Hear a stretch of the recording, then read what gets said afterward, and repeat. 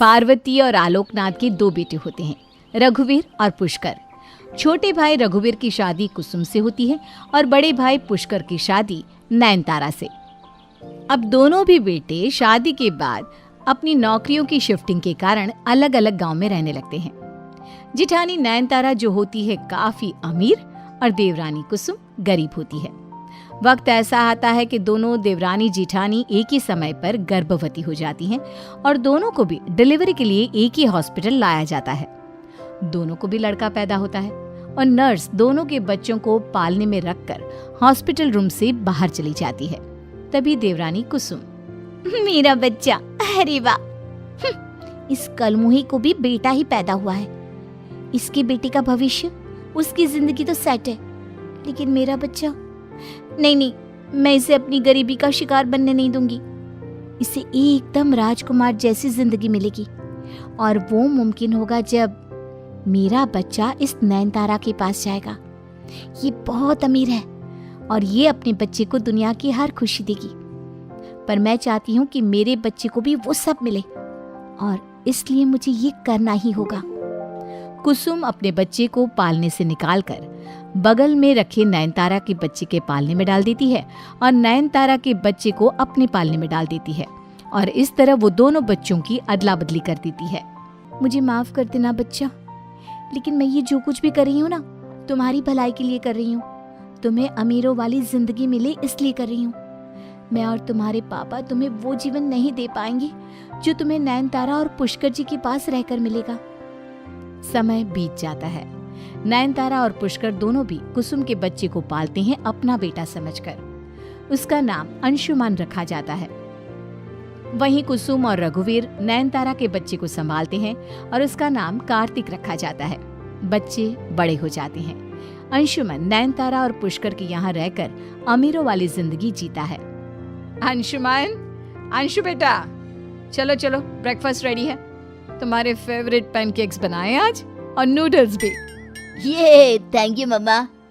ये लो अंशु बेटा, तुम्हारे लिए गिफ्ट। तुमने पूरे स्कूल में ही नहीं बल्कि राजकोट के सभी हाई स्कूल्स में से फर्स्ट टॉप किया है। नंबर 1 ग्रेड से पास हुआ है हमारा बच्चा नयनतारा। क्या सच? अरे वाह, मेरा शाबाश होनहार बच्चा। बहुत खूब बेटा, ऐसे ही पढ़ो लिखो और बहुत तरक्की करो। Thank you mamma, thank you papa. Anshuman Nayantara और पुष्कर के सीने से लग जाता है और ये सब कुसुम घर के बाहर की खिड़की से देख रही होती है। किसी की नजर ना लगे मेरे बच्चे को। देखो तो, इतने बड़े महल जैसे घर में नवाबों की तरह रह रहा है। राजकोट की सबसे बड़ी स्कूल में पढ़कर टॉप भी किया। भगवान जी, मेरे बेटे को किसी की नजर ना लगे। थु थु थु थु। कुसुम बाहरी दुनिया से छुप छुप कर अंशुमन की खबर रखती और दूसरी तरफ वो जिठानी नयनतारा के बच्चे कार्तिक के साथ बहुत बुरा व्यवहार करती। उसकी पढ़ाई लिखाई भी उसने बंद करवा दी और उसे जिठानी नयनतारा के यहाँ काम करने भी भेजने लगी। माई, मुझे भूख लगी है। मुझे भी गर्मा गर्म फुलके बनाकर दो ना, जैसे आप और बाबा खाते हो रात में। चुप कर, जा यहाँ से। जल्दी से काम पर जा और पैसे लेकर आ, फिर ही तुझे खाना दूंगी। बेचारा कार्तिक बिना कुछ खाए ही जिठानी नयनतारा के यहाँ नौकरों वाले काम करने जाता है। उसके जाने के बाद रघुवीर कुसुम पर चिल्ला पड़ता है। कुसुम, तुम्हें जरा भी अंदाज है तुम ये क्या कर रही हो? अगर किसी दिन ये राज सामने आया ना कि कार्तिक नयनतारा भाभी और पुष्कर भाई का बेटा है और अंशुमन हमारा बेटा है, तो बहुत बड़ी मुसीबत हो जाएगी। और ये जो तुम कार्तिक को वहाँ काम पर भेजती हो ना, बहुत बहुत गलत करती हो। ओ पति बाबू, तुम तो चुप ही रहो।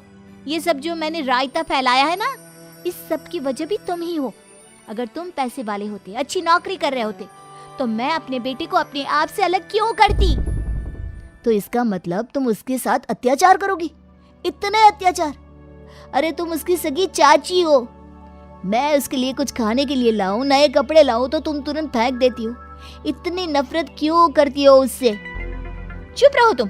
जिठानी जी को ये नहीं पता कि वो कार्तिक उनका बेटा है और उन्हें ये भी नहीं पता कि वो हमारे साथ रहता है, और ना ही उसे पता है कि वो दोनों हमारे रिश्तेदार हैं। ठीक है, तो अगर किसी दिन नयनतारा भाभी ने कार्तिक की तस्वीर देख ली तो और माँ और पापा, उन्होंने नयनतारा भाभी और पुष्कर भाई को कार्तिक, तुम्हारी और मेरी तस्वीर दिखा दी तो नयनतारा भाभी को पता चल जाएगा कि उन्होंने जिसे नौकरी पर रखा है वो उनकी देवरानी का ही बेटा है। रघुवीर, अब ना अपनी बातों पर पूर्ण विराम लगा दो कृपा करके, जो होगा देखा जाएगा। कार्तिक नयनतारा के बड़े घर जाकर काम करता और नयनतारा उसके साथ बहुत अच्छे से पेश आती। कार्तिक बेटा, तुम थक गए होगे, आंगन की सफाई बाद में कर देना। आओ हमारे साथ नाश्ता करो, पकोड़े बनाए हैं मस्त। नहीं सेठानी जी, मुझे भूख नहीं है। बेटा कार्तिक, हमें अच्छे से पता है कि तुम्हें कितनी भूख लगी है। चलो आ जाओ खाने के लिए। हाँ ब्रो, चलो आ जाओ। कार्तिक उन सब के साथ पेट भर के खाना खाता है। ऐसे ही ये सिलसिला जारी रहता है। लेकिन जब कुसुम को पता चलता है कि कार्तिक और अंशुमन की दोस्ती गहरी होती जा रही है, तब वो कार्तिक को बहुत चिल्लाती है। आइंदा से उस लड़के से बात भी की ना तो तेरी जुबान खींच लूंगी। वो एक बड़े घर का बेटा है, तू जैसा नौकर ऐसे अमीर लड़कों से दोस्ती नहीं कर सकता। लेकिन कुसुम, आप तो चुप ही रहिए। और सुन ले, आइंदा से अगर उससे मिला ना तो गरम चिमटे से तुम्हारी पिटाई कर दूंगी। सिंघानिया जी की कोठी है ना, उनकी यहाँ भेजूंगी काम पर तुम्हें। लेकिन माई मुझे भी पढ़ना लिखना है, स्कूल जाना है। आप और बाबा इतने अच्छे कपड़े पहनते हो और मुझे ये फटे पुराने कपड़े। हम बाबा मेरे लिए जो कुछ भी खाने या पहनने के लिए लाते हैं उसे भी आप फेंक देती हो या फिर जला देती हो। ऐसा क्यों माई? मैं तो आपका ही बेटा हूं ना, तो इतनी नाइंसाफी क्यों माई? माई बोलो ना माई। मुझे इस बारे में कोई बात नहीं करनी। जाकर चूल्हा और पक्की लाना। कच्ची लकड़ी लेकर आया ना तो तुझे भी कच्चा खाने को दूंगी, समझा? ठीक है माई। कार्तिक बेचारा जंगल में लकड़ियां इकट्ठा करने जाता। रघुवीर को अपने भाई के बेटे का ये हाल देखकर अच्छा तो नहीं लगता और इसीलिए तब से वो कार्तिक को बाहर ही बाहर ढाबे पे खाना खिलाने के लिए लेकर जाता, उद्यान में खेलने के लिए लेके जाता और तो और उसे वो बाहर ही बाहर एक पढ़ाई का क्लास भी लगवा देता है। बाबा धन्यवाद मुझे इतना प्यार देने के लिए। लेकिन बाबा एक सवाल पूछूं? पूछना लल्ला। माई मेरे साथ इतनी कठोरता और निर्दयता से क्यों पेश आती है? क्या मैं उनका बच्चा नहीं हूँ? ये सुनकर रघुवीर एक पल के लिए घबरा जाता है। ऐसी बात नहीं है बेटा, तू हमारा ही बेटा है। वो बस थोड़े से गुस्से स्वभाव की है ना तेरी माई, इसीलिए। फिर एक दिन जब कुसुम को पता चलता है कि अंशुमन का एक्सीडेंट हो गया है, तब मेरा बच्चा, उसका एक्सीडेंट नहीं, मैं अभी उसे देखने जाती हूँ। कार्तिक भी वहां नहीं रहेगा, वो अब तक काम से लौट आएगा। हाँ, यही सही रहेगा। कुसुम भागते हुए नयनतारा और पुष्कर के घर जाती है अंशुमन को देखने के लिए। अरे कुसुम, तुम इतने सालों बाद कैसी हो तुम? रघुवीर और तुम्हारा बेटा वो कैसा है? उसका नाम भी कार्तिक है ना? मेरे घर पर भी कार्तिक नाम का एक लड़का काम करने आता है। बेचारा बहुत गरीब है, उसके शरीर पर मार के निशान भी है। उसकी माई उसे बहुत मारती है शायद। लेकिन मैंने सुना कि आपके बेटे अंशु का अकस्मात हो गया है, वो स्कूल के पियून ने बोला मुझे। नहीं तो कुसुम, वो अंशुमन नहीं, आयुष्मान का एक्सीडेंट हुआ है। अंशु तो अपने कमरे में खेल रहा है। तभी ये जानकर कुसुम की जान में जान आती है और वहां पर अंशुमन और कार्तिक आते हैं। कार्तिक कुसुम को देखकर कहता है, माई आप यहाँ? ये देखकर सभी चौंक जाते हैं। कुसुम भी घबरा जाती है। माई, कुसुम, ये तुम्हारा बेटा है? तभी वहां रघुवीर आता है और सबको सच्चाई बताता है। नहीं भाभी, ये कार्तिक आपका और पुष्कर भाई का बेटा है। रघुवीर, नहीं कुसुम, आज मुझे बोलने दो, बहुत हुआ तुम्हारा। मैं कार्तिक की जिंदगी ऐसे बर्बाद नहीं होने दूंगा। नयनतारा भाभी, पुष्कर भाई, बचपन में ही हॉस्पिटल में कुसुम ने अंशुमन को और कार्तिक को पालने में से ही अदला बदली कर दिया था ताकि हमारे बेटे अंशुमन को अमीरों वाली जिंदगी मिले आपके पास। मैं ये सब जानती हूँ। क्या? हाँ, जब कुसुम बच्चों की अदला बदली कर रही थी तभी नयनतारा की आंखें खुली थी और उसने सब देख लिया था।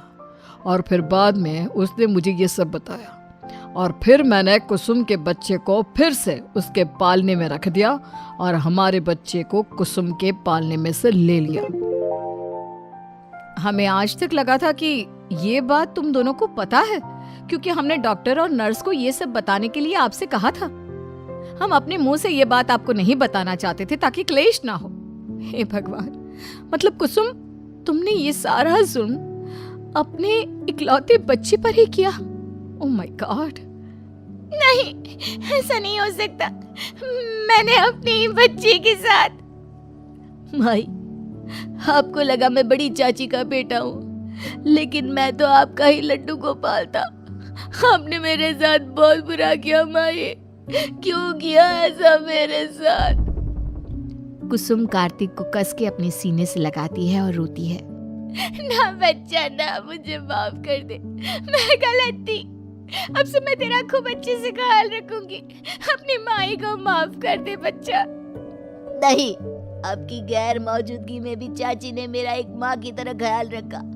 आप जैसी निर्दयी औरत, निर्दयी माँ के साथ मैं नहीं रहना चाहता। जाइए, मेरी नजरों से कोसों दूर चले जाइए। लानत है तुम पर कुसुम। अब से कार्तिक भी हमारी ही संतान है। मैं इसका जीवन भर ख्याल रखूंगी, देव की ना से, लेकिन इसकी यशोदा माँ बनकर, और मैं इसका नंद बाबा बनकर। कुसुम को अपनी गलती की सजा मिल जाती है और उसके इस कदम से उसकी संतान उसे नकारती है। अब वो उम्र भर इस बात से खुश रहती है कि उसका बेटा जिठानी के पास राजकुमारों की तरह रहता है, लेकिन उससे भी ज्यादा दर्द और गम उसे इस बात का रहता कि उसका बेटा उससे नफरत करता है। माँ, रीटा, कब से आवाज दे रहा हूँ, मुझे भूख लगी है, खाना कहाँ है? अरे नागिन का ये एपिसोड बस खत्म होने ही वाला है। हे भगवान, इस नागिन सीरियल से तंग आ गया हूँ मैं। रोज रोज इस नागिन को देखकर आप लोग बोर नहीं होते?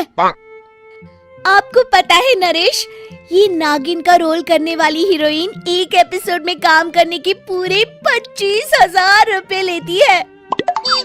बाप रे, ये सच है क्या? सीरियल में काम करने वाली लड़कियों को इतना पैसा मिलता है? हाँ माँ जी। अरे बहू, रूप रंग में तो तू भी किसी से कम नहीं है। इस परकटी नागिन से तो तू लाख गुना सुंदर है। तू तो अपने कॉलेज में ड्रामा और मॉडलिंग भी करती थी ना। मैं तो कहती हूँ तू भी किसी सीरियल की हीरोइन बन जा। ये और हीरोइन, इसे कौन पूछेगा माँ? ये सब इतना आसान है क्या? तुम भी ना माँ, बिना सोचे समझे कुछ भी बोल देती हो। इस टीवी सीरियल ने आप दोनों का दिमाग खराब करके रखा है। फिलहाल तो बड़ी भूख लगी है मुझे, खाना खाना है। अच्छा ठीक है। रीटा मुंह बनाकर रसोई घर में चली जाती है। कुछ दिनों के बाद, अरे माँ जी, यहाँ आइए, देखिए अखबार में क्या खबर छपी है। ओहो, जल्दी आइए ना माँ जी। अरे अरे, क्या हुआ? ऐसा भी क्या छपा है? नरेंद्र मोदी सबको 15 लाख रुपए बांट रहे हैं क्या? अरे नहीं माँ जी, यहाँ देखिए, लिखा है हमारे शहर में एक फिल्म बनने जा रही है, और साथ में ये भी लिखा है कि फिल्म की हीरोइन के लिए उन्हें नए चेहरे की तलाश है। ऑडिशन संडे को है। अरे वाह बहू, यही एक मौका है कुछ कर दिखाने का। तू उन्हें ऐसी एक्टिंग करके दिखाना कि सबके होश उड़ जाए। ये भी कोई बोलने की बात है क्या माँ जी? मैं तो आज से ही डायलॉग बोलने की प्रैक्टिस शुरू कर देती हूँ। दोनों सास बहू संडे को ऑडिशन देने पहुंच जाती हैं। सर, ऑडिशन देने के लिए इतनी लड़कियां आई है कि हॉल में खड़े होने की भी जगह नहीं है। जानता था मैं, दुनिया में बेवकूफों की कमी नहीं है। यहाँ आकर हमने कोई गलती नहीं की है। जाओ, सबको एक एक करके अंदर भेज दो।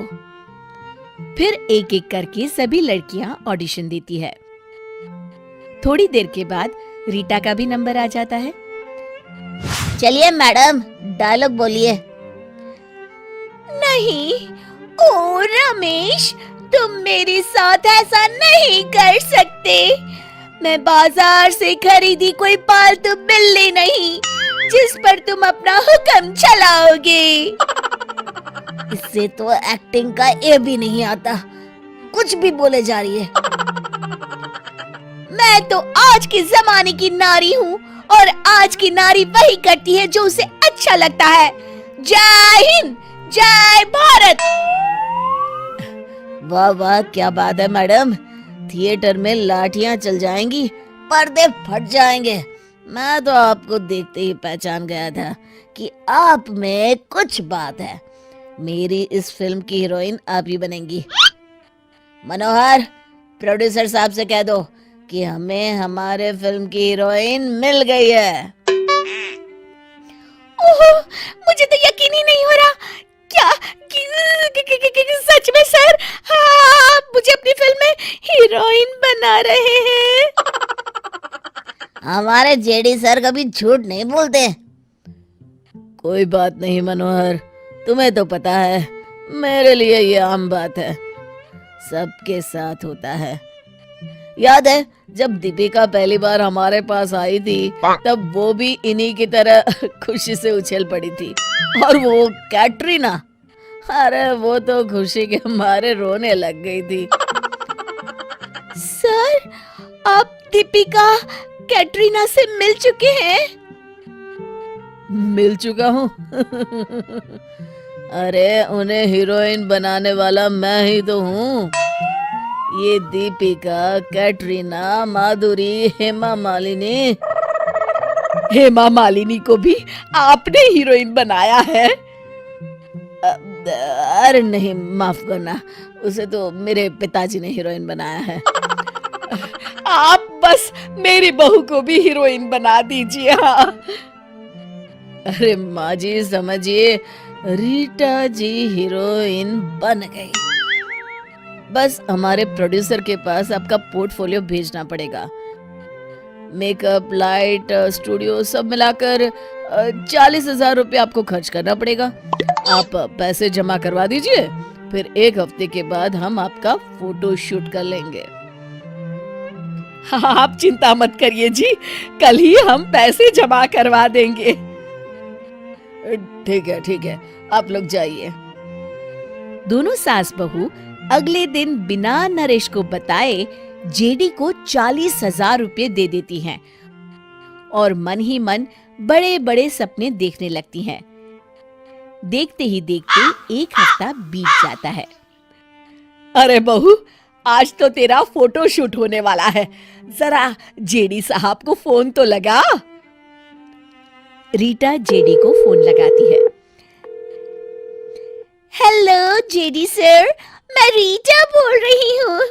आज आप लोग मेरा फोटो शूट करने वाले थे ना? जी देखिए, जेडी सर तो प्रोड्यूसर के साथ फिल्म की लोकेशन देखने गए हुए हैं। आप अगले हफ्ते फोन करिएगा। रीटा अगले हफ्ते फिर फोन करती है, लेकिन इस बार भी मनोहर कोई बहाना बना देता है। इस तरह कई दिन बीत जाते हैं और देखते ही देखते जेडी का नंबर भी हमेशा के लिए बंद हो जाता है। फिर एक दिन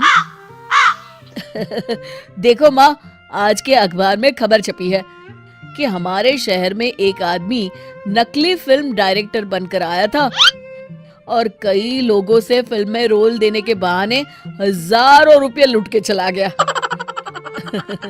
सच में इस दुनिया में बेवकूफों की कमी नहीं है।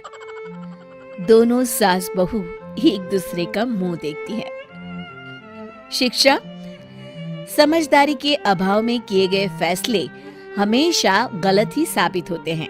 सुषमा ने अपने बेटे सुभाष की शादी कामिनी नाम की लड़की से कर दी और कामिनी सुषमा ताई के घर बहू बनकर आ गई। आओ आओ बहू, तुम्हारा स्वागत है। भगवान करे तुम्हारे शुभ कदम मेरे घर को धन दौलत से भर दे। तभी सुषमा के पति आलोक ने कहा, भगवान, घर में खुशी, अपनेपन और सुख शांति नाम की भी कोई चीज होती है, जरा उसका भी आशीर्वाद दे दो बहू को। सुषमा चिढ़ते हुए बोली, अजी छोड़िए, आज के समय में पैसा हो तो ये सब कुछ अपने आप ही आ जाता है। पैसों से सब कुछ खरीदा जा सकता है, ये बात भला आपको कहाँ समझ आएगी। तभी दरवाजे पे खड़े दीपक, उनके बेटे ने कहा, ओहो माँ, बाबूजी, अब हम दोनों को अंदर भी आने दोगे या मुझे यहीं से कल ऑफिस जाना पड़ेगा? अरे हाँ हाँ बहू, अंदर आ अंदर आ। और दूसरे दिन जब सुषमा का बेटा दीपक ऑफिस जाता है, तब सुषमा कामिनी के कमरे में जाती है। अरे बहू, अभी तक बिस्तर पर लेटी है। तेरी तबीयत तो ठीक है ना?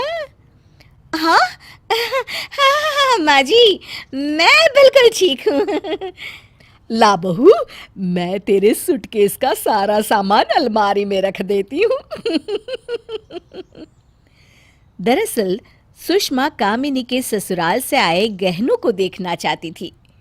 कामिनी की सास सुषमा चाहती थी कि वो जल्द से जल्द अपनी सहेली रेखा की तरह ही बहुत अमीर बन जाए। सुषमा ने सूटकेस खोला और देखा कि कामिनी के सूटकेस में ताश की गड्डी है। सुषमा ने हैरानी से पूछा, बहू, ये क्या है? कामिनी घबरा कर बोली, माँ जी वो मतलब माँ जी, ये ना ताश की गड्डी है। मैं ताश की बहुत माहिर खिलाड़ी रही हूँ और मैंने तो इस खेल को खेलकर लाखों रुपए जीते हैं। हाँ। लाखों रुपए की बात सुनकर सुषमा की खुशी का ठिकाना नहीं रहा। उसने कहा, भला कोई खेल खेलकर लाखों रुपए कैसे जीत सकता है बहू? तू मुझे बेवकूफ मत बना। अरे नहीं नहीं माँ जी, मैं सच कह रही हूँ। अच्छा तो ठीक है, दिखा मुझे तेरे जीते हुए वो लाखों रुपए दिखा। वो ना माँ जी, जीते हुए पैसे तो मैं वापस हार गई थी, पर मैं इस खेल को खेलकर फिर से जीत सकती हूँ और जीते हुए पैसों से आपके लिए ढेरों गहने भी बनवाऊंगी। क्या? सच में बहू? हाँ हाँ बिल्कुल माँ जी, लेकिन लेकिन क्या? लेकिन दीपक को ना मेरा ये खेल खेलना पसंद नहीं है माँ जी। अरे तू चिंता मत कर, उस नालायक को मैं देख लूंगी। खुद तो पैसे कमाता नहीं और बहू को भी कमाने नहीं देता। जब ये दोनों बाप बेटे बाहर चले जाएंगे ना, तब तू इस खेल को खेल लिया कर। अब कामिनी बेफिक्र होकर घर में ससुर और पति के गैर मौजूदगी में अपनी अमीर सहेलियों के साथ जुआ खेलती और उसकी सास सुषमा उनके लिए चाय पकौड़े बनाती। यार कामिनी, तेरा तो अच्छा टाइम चल रहा है, मैं आज फिर हार गई। लेकिन तूने क्या किस्मत पाई है, भगवान करे ऐसी सास सबको मिले। खेल खत्म होने के बाद कामिनी बोली, माँ जी ये देखो, आज की कमाई पूरे 1.5 लाख रुपए जीते हैं मैंने। अरे वाह बहू, वाह वाह वाह वाह, जीती रहे जीती रहे। मेरे नालायक बेटे और पति ने तो कभी इतना पैसा नहीं कमाया। अब कामिनी रोज घर में जुआ खेलती और खूब पैसे जीतती और धीरे धीरे घर में महंगे महंगे फर्नीचर और सामान भी आने लगे। ये देखकर दीपक को शक हुआ। एक दिन सुषमा बोली, बहू, कल मैंने अपनी सहेली रेखा को इस खेल के लिए बुलाया है, तू एक बार उसे हरा दे बस। वो ना अपनी अमीरी का बहुत दिखावा करती है। हाँ। अगले दिन रेखा जुआ खेलने कामिनी के घर आई। सुषमा ने अपनी बहू को जुआ खेलने से पहले दही शक्कर खिलाया और पत्तों का खेल शुरू हो गया। देखते ही देखते कामिनी ने रेखा को बिल्कुल कंगाल कर दिया। रेखा अपने कीमती जेवर, कंगन और ढेरों पैसे हार गई। देखा रेखा, मेरी बहू को कोई नहीं हरा सकता। अरे इतना घमंड करना भी ठीक नहीं सुषमा। ये तो खेल है, कभी हार तो कभी जीत, लेकिन ज्यादा खुश मत हो। कल मैं दोबारा आऊंगी अपनी सहेलियों के साथ और आर पार का खेल होगा, फिर देखती हूँ। रेखा चली जाती है। तभी दरवाजे पर खड़ा दीपक अपनी पत्नी और माँ की इस जुए की बुरी आदत के बारे में सब कुछ जान जाता है। अगले दिन रेखा अपनी दोस्त सिमरन के साथ आती है। तो सुषमा, कहाँ है तुम्हारी बहू? ये देखो, मैं अपने घर के कागजात तक लाई हूँ। आज तो मैं सब कुछ दांव पर लगाने के लिए तैयार हूँ। आज मेरी तरफ से मेरी दोस्त सिमरन खेलेगी। बहू, ये ले मेरे घर के भी सारे कागजात और खेल शुरू कर। लालची सुषमा अपना सब कुछ दांव पर लगा देती है और जब सिमरन अपने पत्ते खोलती है तो गजब हो जाता है। कामिनी सब कुछ हार चुकी थी और ये देख सुषमा और कामिनी अपना सर पीटने लगते हैं।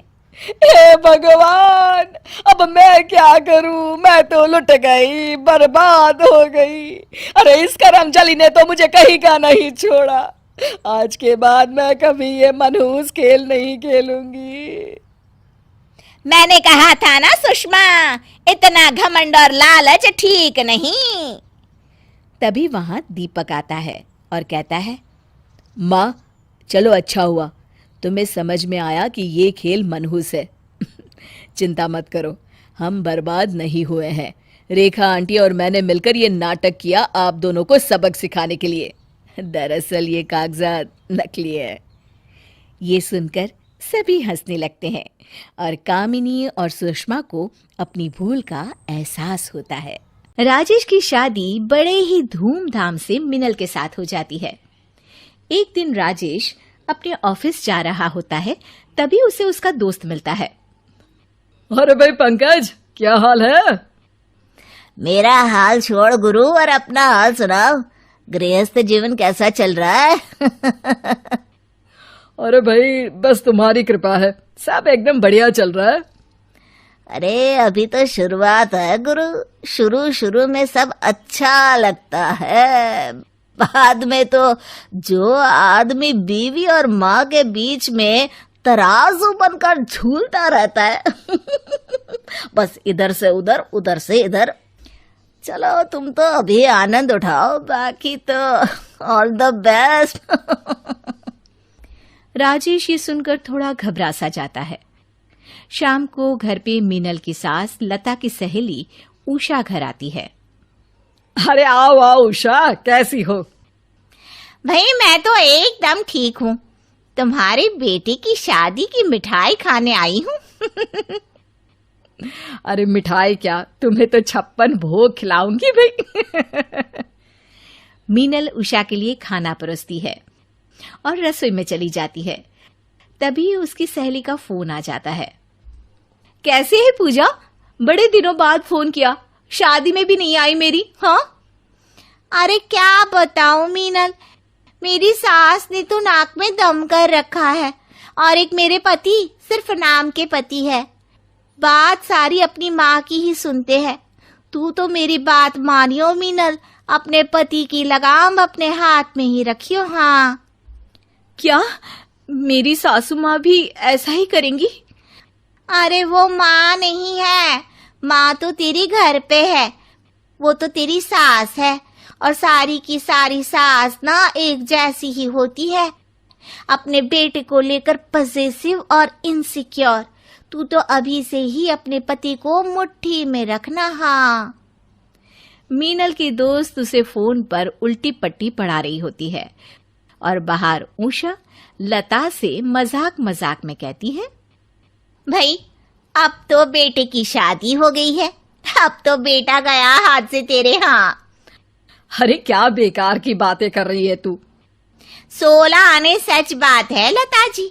एक बार बेटे की शादी हो जाए फिर तुम्हारे हाथ से लगाम छूट कर निकल जाती है और बेटा बन जाता है जोरू का गुलाम। मेरे बेटे को ही देख ले, अपनी बीवी के पीछे बस दुम हिलाता घूमता रहता है। मीनल और लता की सहेलियां उन्हें खूब भड़काती हैं। अब चिंगारी लगी है तो धुआं तो उठना ही था। बहू, तू आज का खाना मत बना, आज खाना मैं बनाती हूँ, राजेश का मनपसंद। तू तो नई नई आई है, तुझे उसकी पसंद क्या पता। तू जा अपने कमरे में। मीनल मन ही मन सोचती है, अभी भी अपने बेटे को अपने पल्लू से ही बांध कर रखना चाहती हैं। क्या समझती हैं कि सब इन्हें पता है अपने बेटे के बारे में। नहीं सासू माँ, मुझे पता है कि इनकी पसंद क्या है। भले ही कुछ दिन हुए हैं मुझे आए हुए, पर हूं तो मैं इनकी पत्नी ना। मुझे तो उन्होंने अपनी सारी बातें बताई हैं, ऐसी ऐसी जो शायद आपको भी नहीं पता होगी। कुछ देर बाद राजेश घर पर आता है तो देखता है कि माहौल एकदम शांत है। मीनल और लता चुपचाप बैठी हैं। अरे आप दोनों ऐसे चुपचाप क्यों बैठे हो? मतलब क्या हो गया? मीनल और लता चुपचाप अपने कमरे में जा रही होती है। तभी राजेश बोल पड़ता है, लूडो खेले क्या? बड़े दिन हो गए खेले हुए। लूडो? नहीं बेटा, मेरा मन नहीं है। चलो जी, आप और मैं खेलते हैं ना अपने कमरे में। मीनल की बात सुनकर सास बोल पड़ती है, वैसे मन तो नहीं था मेरा, पर मेरा बेटा लूडो खेलना चाहता है तो मैं जरूर खेलूंगी। तीनों लूडो खेलने बैठ जाते हैं और गेम शुरू हो जाती है। धीरे धीरे गेम आगे बढ़ती है और मीनल अपनी सास की हरी गोटी काट देती है। लता को अब गुस्सा आ जाता है। देखिए जी, मैंने आपकी लाल गोटी को बचा लिया और ये सासू माँ को अंदर भेज दिया, वरना सासू माँ ने तो आपको कितनी बार काटा है ना। बड़ी ही धूर्त है, अपने पति के सामने अपने आप को ऊंचा दिखा रही है। अब आया ना मजा सासू माँ, मेरे पति की लगाम तो मेरे ही हाथों में रहेगी, समझी। खेल आगे बढ़ता है और राजेश डाइस घुमाता है। और ये आया 4। ये क्या 4 क्यों आ गया? भगवान, तू मेरे साथ ऐसा क्यों कर रहा है? अब मुझे किसी एक की गोटी को काटनी पड़ेगी। अब देखते हैं मेरा बेटा मेरी बहू की गोटी काटता है या फिर मेरी। अब होगा दूध का दूध और पानी का पानी। सासू माँ, कौन अपनी नई नवेली बीवी को नाराज करता है? हारने के लिए हो जाइए तैयार। क्या करूं? पता नहीं किस मनहूस घड़ी में मैंने ये आइडिया दिया। इसे कहते हैं अपने ही पैर कुल्हाड़ी मारना। बेटा, अब चाल चल भी दो। तभी राजेश के पिताजी आ जाते हैं और तीनों को लूडो खेलता हुआ देखते हैं। बोर्ड पर खेल का हाल देखकर समझ जाते हैं कि राजेश माँ और बीवी में कैसे फंस गया है। चलिए ना, अब जल्दी कीजिए ना। अरे किसी को तो काटना ही है बेटा, चाल चलो अपनी। अरे बहू और लता, तुम दोनों राजेश पर इतना प्रेशर क्यों डाल रही हो? अरे वो अपनी चाल ही नहीं चल रहा, हम क्या करें? माँ और बीवी में से किसी एक को तो चुनना ही पड़ेगा ना। तुम दोनों अपने आप को उसकी जगह रख कर देखो। क्या लता तुम मुझे और राजेश में किसी एक को चुन सकती हो? या बहू तुम अपनी माँ और पति के बीच में से किसी एक को चुन सकती हो? तो फिर उसको क्यों इस दुविधा में डाल रही हो? लता और मीनल अपनी इस बात पर शर्मिंदा हो जाती हैं। अब आप ठीक कह रहे हैं जी। हाँ जी पिताजी, हमें माफ कर दीजिए आप। हमसे जो प्यार करते हैं उनकी कद्र करें, ना कि उनके प्यार का इम्तिहान ले, क्योंकि वो पास हो या फेल, पर आप तो पक्का फेल ही हो जाएंगे।